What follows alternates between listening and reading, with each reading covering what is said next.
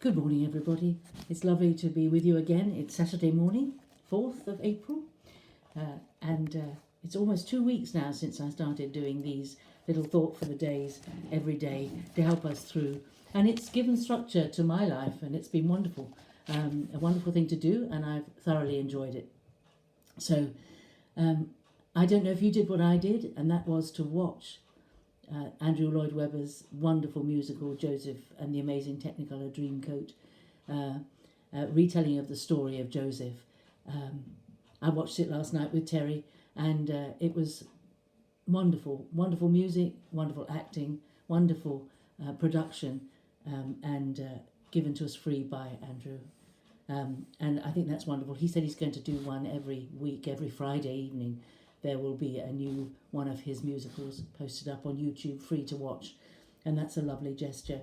But it made me think again. We've been thinking over the last week or so about how valuable the scriptures are to us, and that we don't actually have to learn everything by our own personal experience. We can actually look at the stories of the Bible and learn from them and apply the truths of them to our lives. We don't actually have to make all the same mistakes that the people we read about made.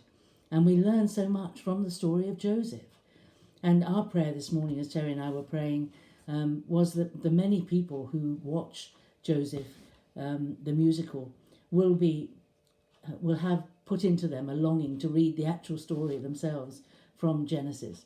And even I was thrilled that even during that production, the Bible is lifted up a couple of times in the musical presentation, and we prayed that people would want to read the story from the Bible for themselves. It's a wonderful story. It's a long story. It was a wonderful story. But I was thinking about all the human experience, all the emotions, all the things that are contained within that story.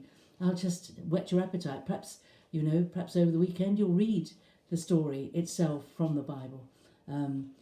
Think about the story of Joseph. It starts with favoritism within the family, which led to jealousy, and then plotting, scheming, thinking about what they could do, the brothers could do to get rid of Joseph. All sin starts in the mind with thinking about what if Joseph wasn't here anymore, how our Father would love us more than he does. And the plotting, the lies. Once they told lies about Joseph, they spent years lying and maintaining that lie. Lies are dreadful. And the guilt that they experienced all their lives, even right up until when their father actually died, right towards the end of the story, they still felt guilty and were certain that Joseph would try and get his revenge. They regretted what they'd done. They wished they could go back and change it. And then we get Joseph's character, starting off with the foolishness of youth. I do wish our young people would read some of the stories about the young people in the Old Testament. Rehoboam was another one who listened to the foolishness of youth and made terrible mistakes. Joseph was foolish in sharing his dreams with his brothers and causing them jealousy. He was a child. He didn't know the consequences, what they would be. But then as he grows up, we see his honesty, his integrity, his diligence. Wherever he was placed, even the most terrible circumstances, he was diligent and he served God faithfully and he was reliable and he lived for God in whatever circumstances he found himself in Potiphar's house as a slave, and then in prison. You wouldn't think it could get any worse than being a slave in a house, but he was then in prison, and it had got worse.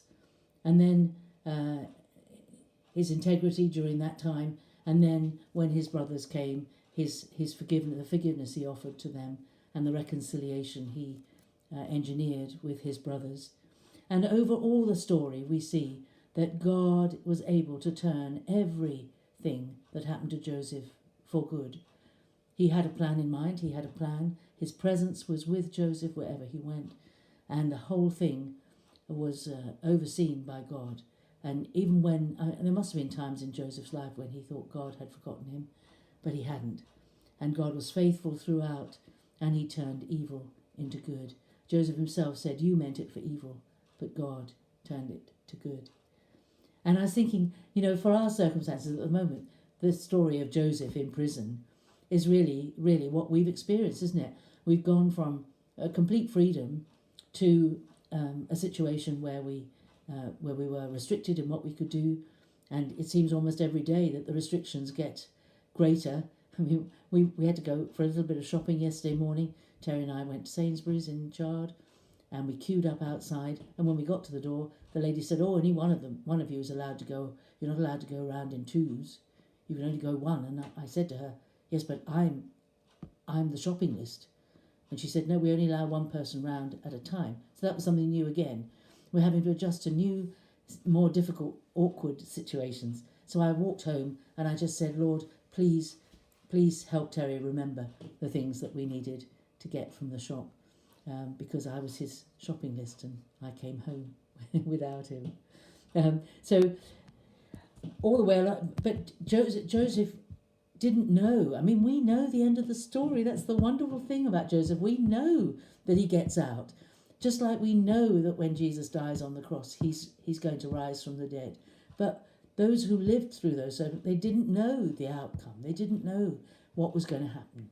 And like John the Baptist didn't know that he wasn't going to be freed like Joseph. He might have thought of the story of Joseph and thought, well, I'll be free. God will free me. But in fact, it wasn't the way it turned out for him, But he was still faithful to God. Joseph in prison looked hopeless.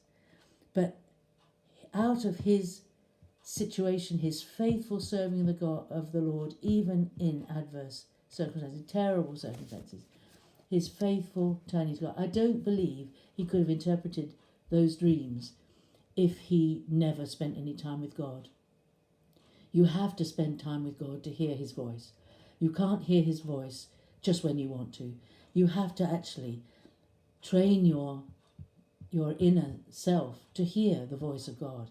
And a lot of people would like to walk in the prophetic and move in the prophetic and hear words from God and have all that words of knowledge and things, but those things don't come without spending time in the presence of God and spending time listening to him and tuning into him, tuning our human psyche into and learning to recognize the Spirit when it is the Spirit speaking to us. So he must have spent time with God to be able to interpret those dreams. And God had him prepared with all that training. He had him prepared to save the world in the end. The known world needed Joseph when the famine was coming. But the famine was still 7 years away when Joseph got out of prison. And during those 7 years, they stored up enough for the future.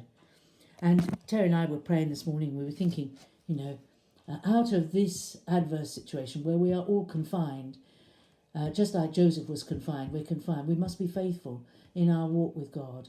We must be listening and praying and taking our authority as believers to speak against this disease that is ravaging our world, to speak against it.